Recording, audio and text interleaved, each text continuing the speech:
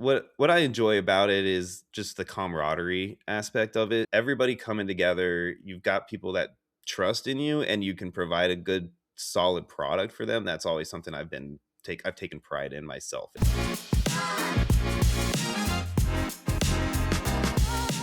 Hello, hello, hello. My name is Armin, and welcome to the Credible Commish, a series celebrating the backbone of fantasy sports, the commissioners who run their leagues the right way. We've got one of them here today, Sean from Sudden Death Fantasy Sports. What's going on, man? Not much, but it's great to be here. Thanks for joining. And first off, on this show, we like to get to know the person behind the commissioner. So tell us, where are you from? Who's your team? Well, I don't think I have to ask that, but more importantly, why are they your team? Absolutely. Yeah, like I said, it's great to be here. And I'm from Las Vegas originally. Everybody would assume Buffalo based on the background, but no, I'm not from Buffalo. I'm born and raised in Las Vegas, currently still living in Las Vegas. And I've actually been a diehard Bills fan since I was about 9 years old, and I am 44 now. So it's been a long, hard road being a Bills fan for that long. As everybody knows, we didn't really come around to prominence until we drafted the wonderful Josh Allen. Oh So yeah. all those years prior, that was a lot of hard times for me as a fan.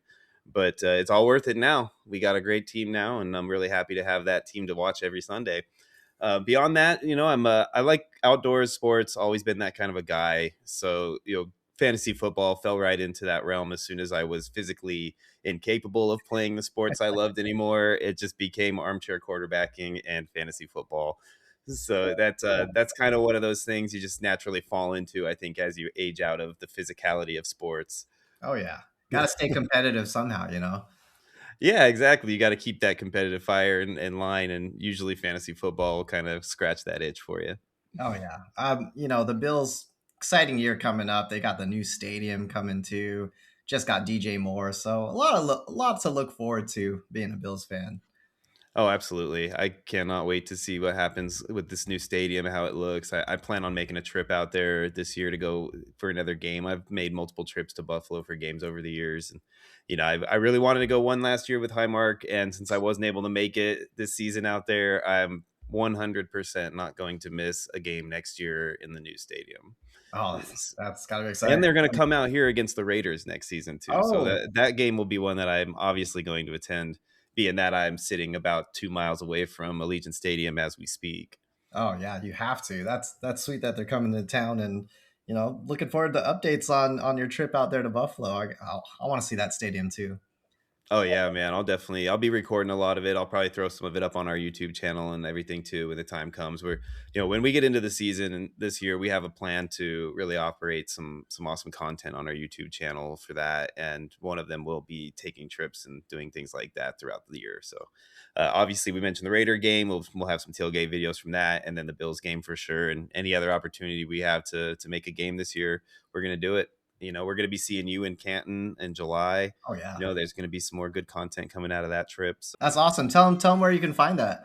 yeah, we're on Sudden Death Fantasy Sports on YouTube. You can find us there, SDF_media, if you want to look at it that route. And yeah, we have that channel. We also have Discord. We all also have our website up and running. SDFantasySports.com is our website. You guys are welcome to check that out.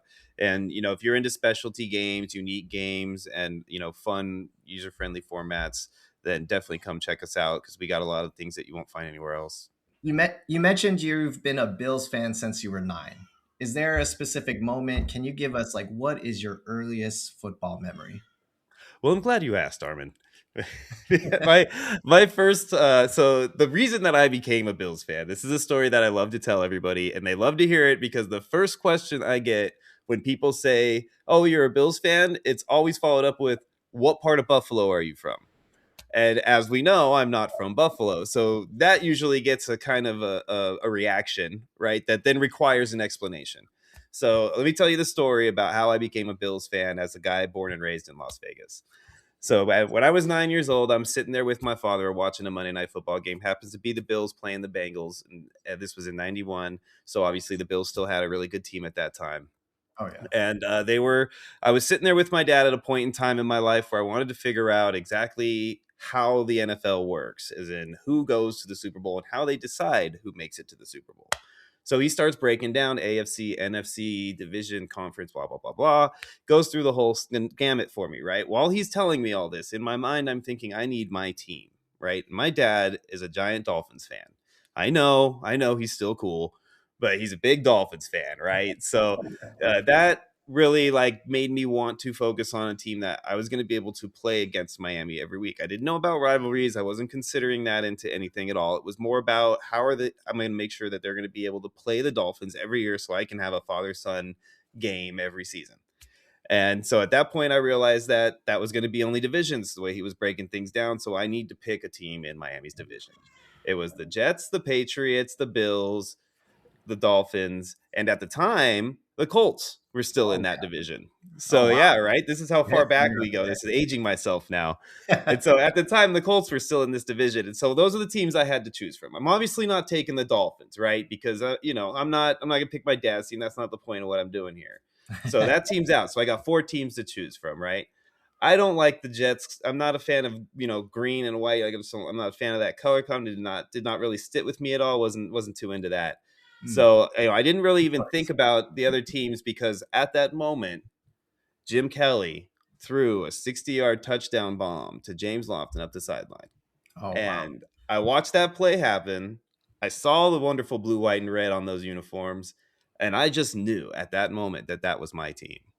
And I'm one of those diehard loyalists, man. I'm telling you, from that moment on, I have a tattoo on my leg to prove it. I have been a diehard Buffalo Bills fan my entire life from that point. So we're talking 30, what, 3 years at this point or something Yeah, like that, basically 34 years. lifelong, man. That is such a sweet story. Well, how did you first become a commissioner? Just playing the game at the natural progression, I think most of us fall into when we get into that commissioner range. You play the game long enough, eventually you've got enough friends that want to play, and you're kind of tired of waiting on the one guy to get his stuff together, or so on and so forth, and you just or you got groups of different people where you've got your fantasy team here and your fantasy team here, and it's 12 different people in each league, but you want to combine them because there's 6 or so in each league that want to play more. So you start out that way, you build a league doing that. Like, so a lot of us kind of fall into it, I feel like, through that natural progression of just getting more experienced in playing and wanting to grow more leagues with people that you're playing with. And, it's kind of how it started out. And then from there, it just became trying to find more of a community style leagues where I can start playing in a lot of leagues with a lot of the same people, because I do enjoy more active, more engaged leagues. And a lot of times that happens when you have people that kind of know each other a little better. So building a community kind of creates that vibe also. So, I feel like it's a natural progression. You kind of roll in from playing into commissioning. And then if you want to go the next step further into starting to work on these communities, then, that's kind of the route that, I took. And I feel like is the right route if you're going that direction. That's true. Like, I think about most people, of course, they play first and then they commission. So it'd be funny to find someone on the Yeah. show eventually who's like, I just wanted to be commissioner, but we'll see. We'll see if that day I comes. know people that do commish without really caring to play very much, and they'll commish groups and they'll commish leagues, but they won't play in nearly as many of them.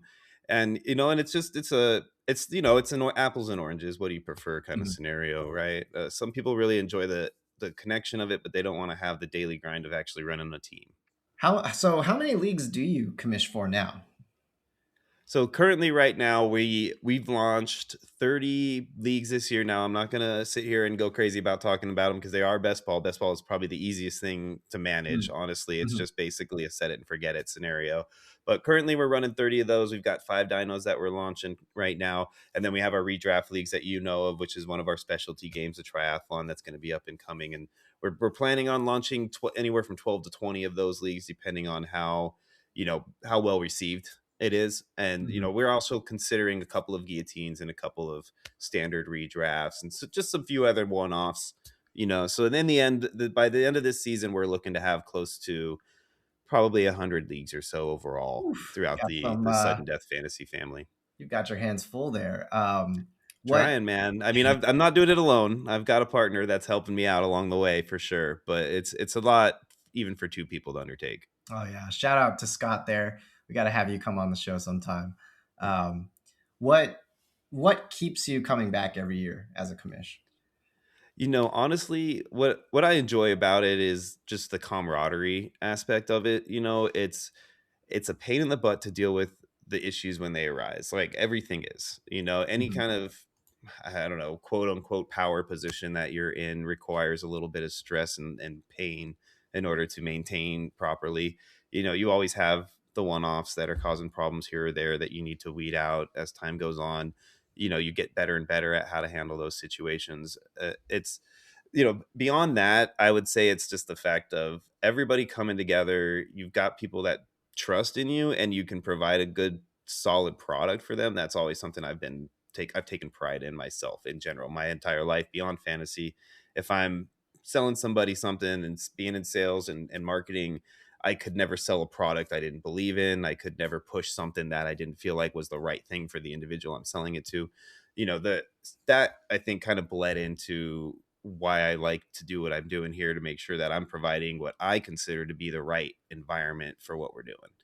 Mhm.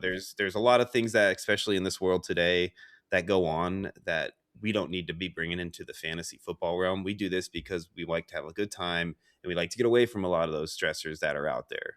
Oh So yeah. bringing them into the fantasy realm is not something that I consider to be appropriate.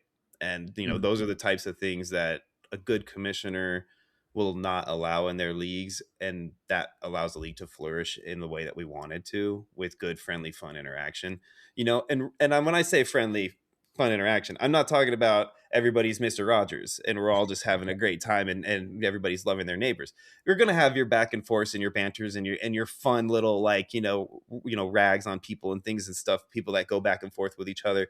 That's fun. That's a part of the enjoyment of the actual league, right? But there's a line. We all know, don't cross this line and everything is golden, right? We have those lines written out in our codes of conduct and everything like that, so that people know where that line is. And if you cross that line, then you have to suffer the consequences, just like everything else. Oh, So for sure, for as sure. long as you maintain that, though, and you get these people that understand that, it creates a lot more fun. And if you're in a league that doesn't have a commissioner who's on top of that, you're going to run into issues that, as in past, have caused me and caused a lot of other people to just bounce on a team, even if it's a paid for team.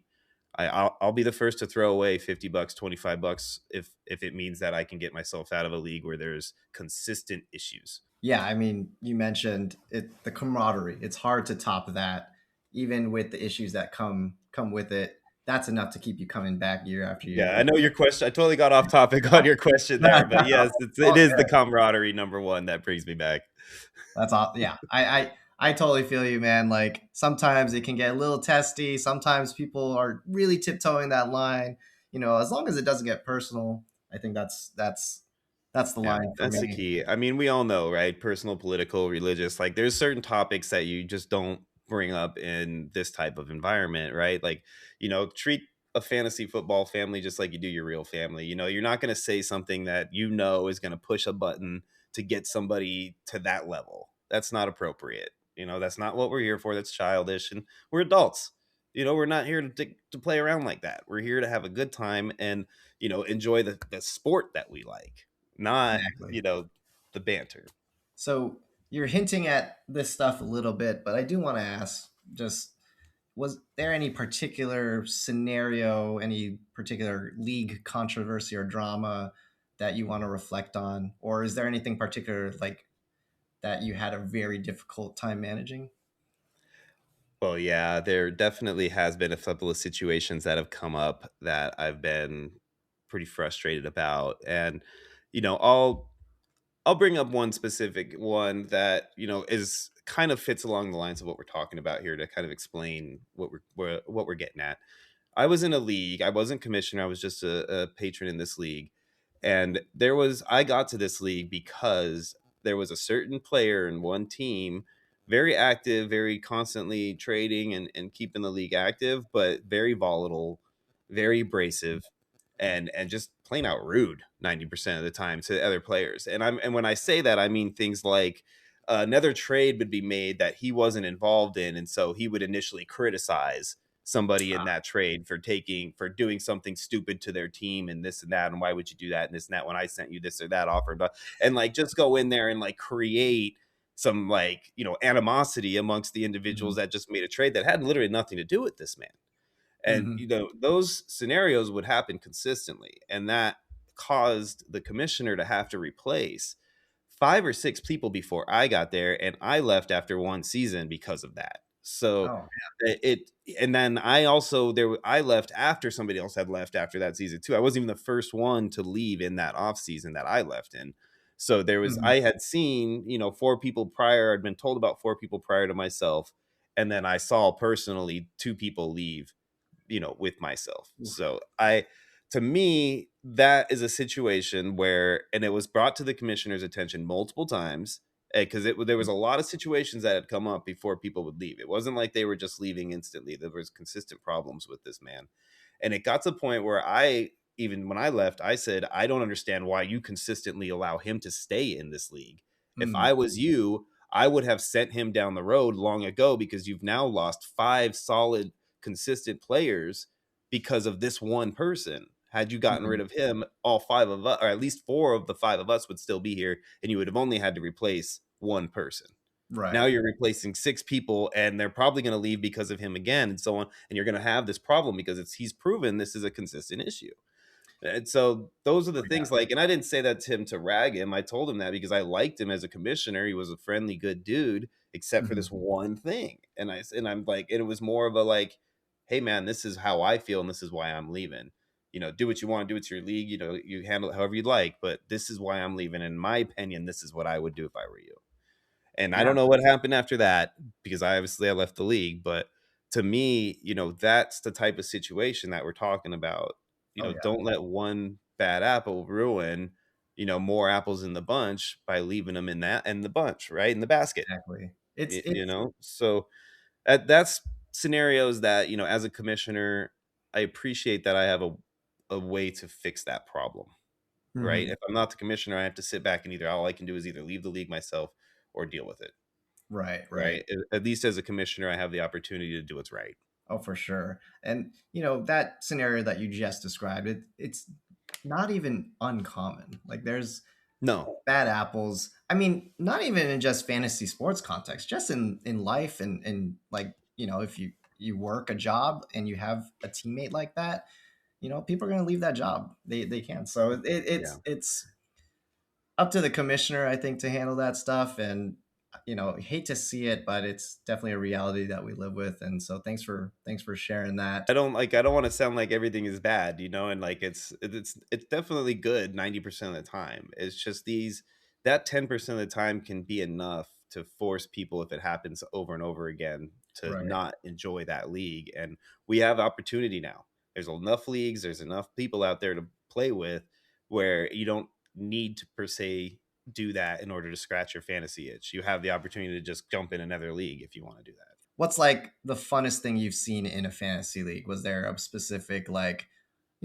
fun punishment for the last place person, or did someone do something really cool for someone? Any thoughts there? Well, I mean, I'm not going to try to toot my own horn or anything and talk about our marathon that we did to raise money for an individual who had some hurricane, damage to his home. Oh man. That was a lot of fun. And, that was a great just feeling, I guess, to help somebody in need. But the one thing that I really want to point out, though, is I do appreciate certain leagues that provide you. So there's certain leagues that provide you with extras, like things like podcasts about about the leagues, things like, tools on websites that help you gauge kickers and how they're doing. If you have rookie kickers, it picks in there. There's groups like that out there that provide you with these extras on top of just what you're doing in the league.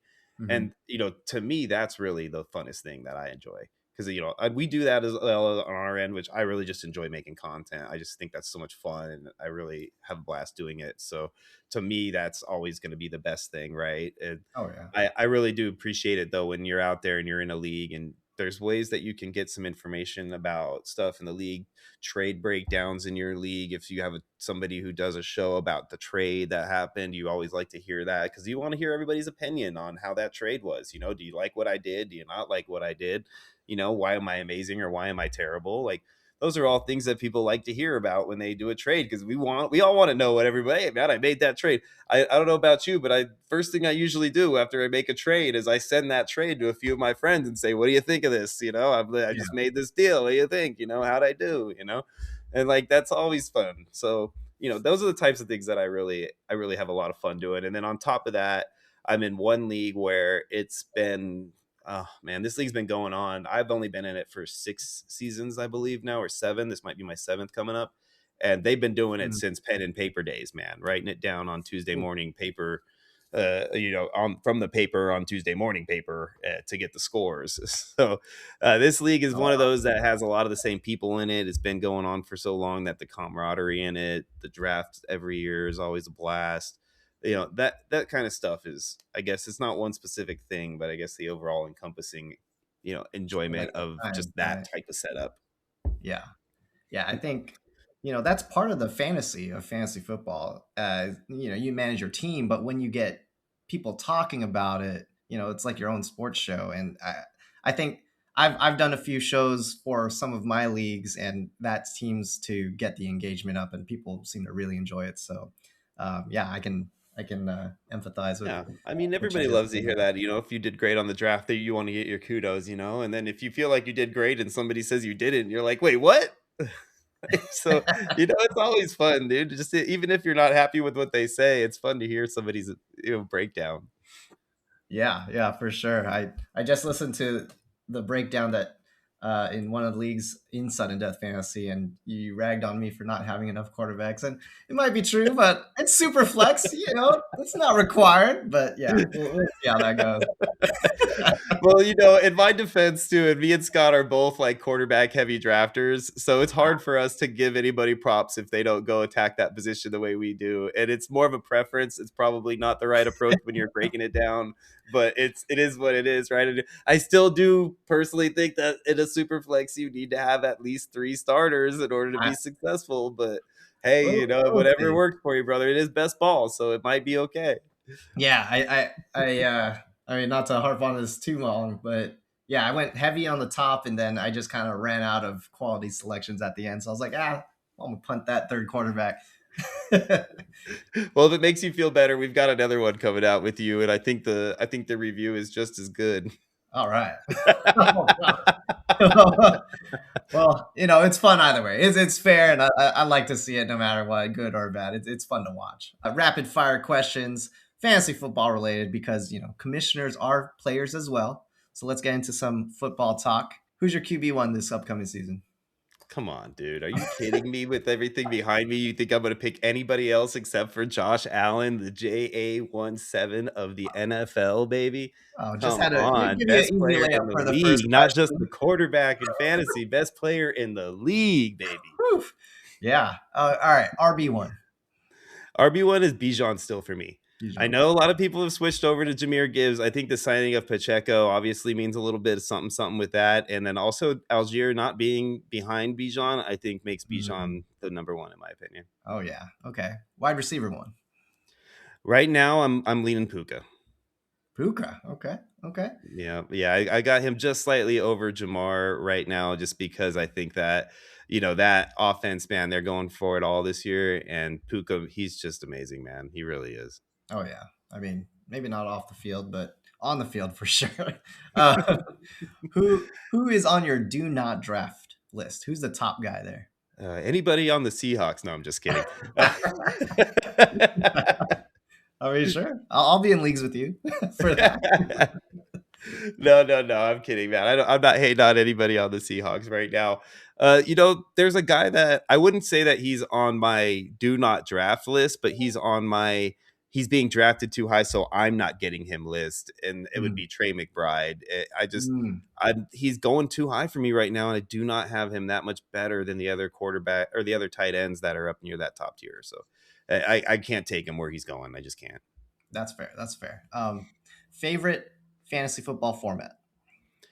Ooh, well, I mean, can I say my format? Because I do love the triathlon game. That is a lot of fun.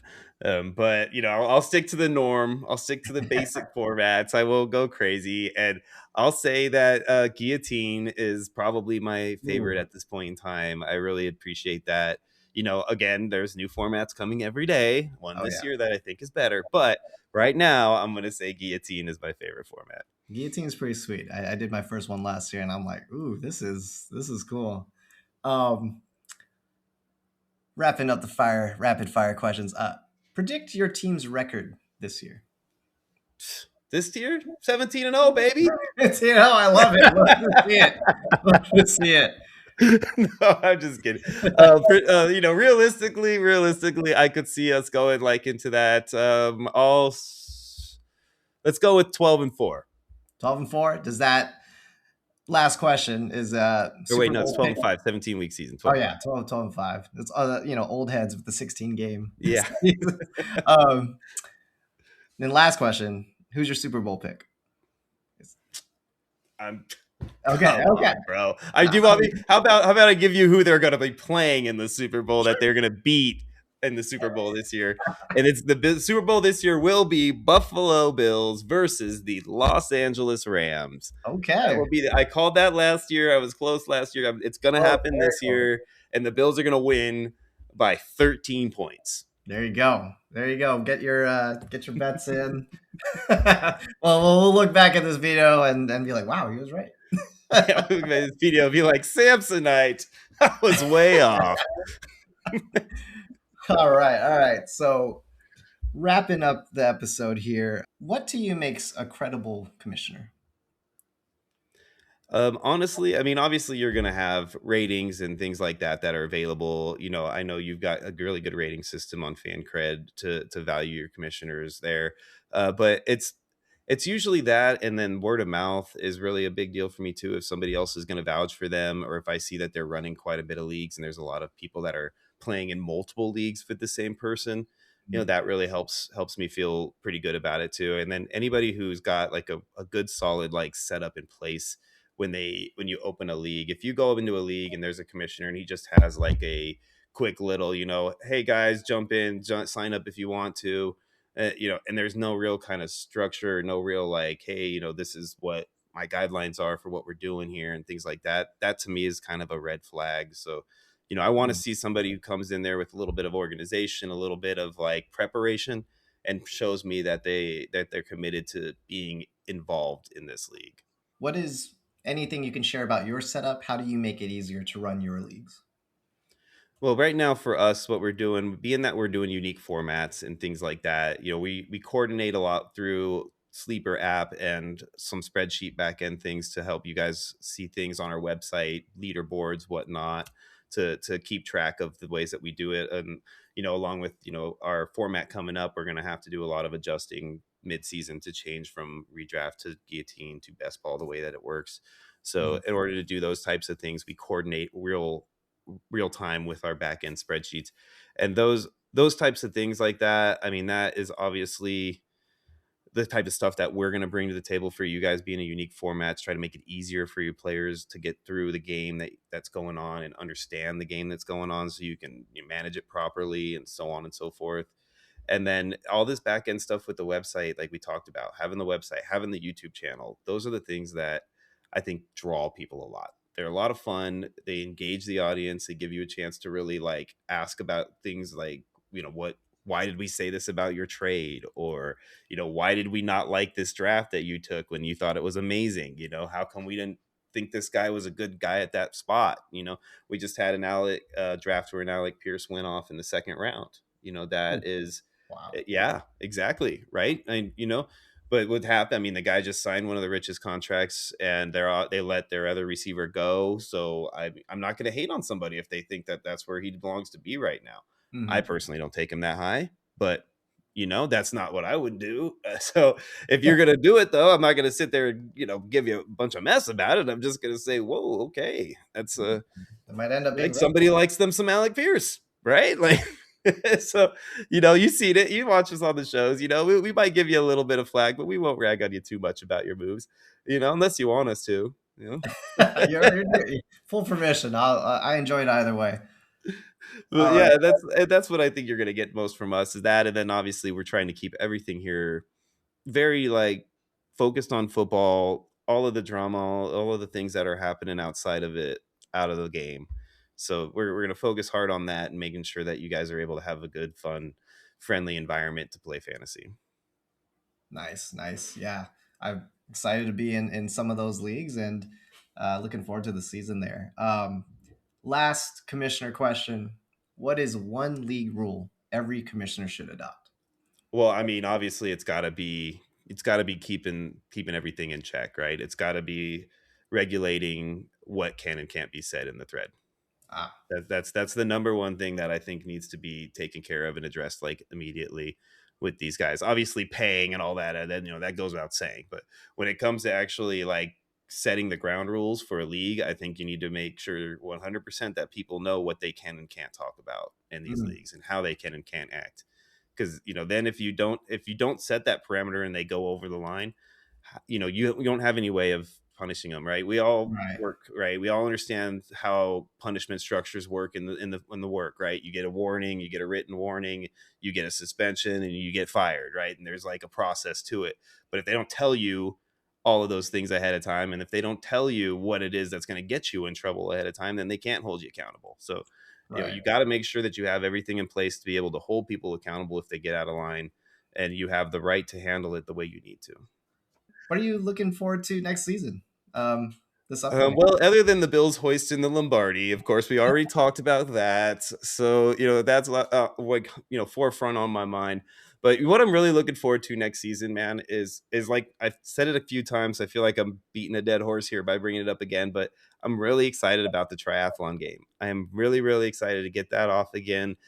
Get it in the way, do it the right way, the way that it's been meant to be done from day one, and just have that opportunity to kind of see the reaction that people are going to get to this game, the new eyeballs that get to see it, because it's a really fun format, and it really does like add a whole new dynamic to how you want to manage your squad and your fob. Because Hmm. that's a key in this game is how you handle your fob. Ah, is there a place people can go check out what that game's about or what the rules are? Absolutely. Absolutely. If you go to sdfantasysports.com, you can go click on our games tab and you'll see the triathlon game listed there. You click on the triathlon game and there's a whole breakdown there for you guys to check it out. And the best way to find us and to keep track of all of that is to go to the YouTube channel. That's, subscribe to the YouTube channel. Everything that we do is going to be launched out on the YouTube channel first. So subscribe to that, get involved with that, make sure that you're there. We do our live show every Monday at 3:30 Pacific time, 6:30 Eastern time, and then we try to drop something every day for you guys, whether it's a draft breakdown or it's a short or it's just something goofy and fun, because as you'll see from our intros, I like to do goofy funny things. It's Oh just my yeah, style. they're great. They are great. Sean, appreciate you coming on here, sharing your story, sharing some commissioner wisdom. Every great league has a credible commissioner behind it, and you're clearly one of them. Thanks for coming on, man. Absolutely, man. Anytime. I love being here.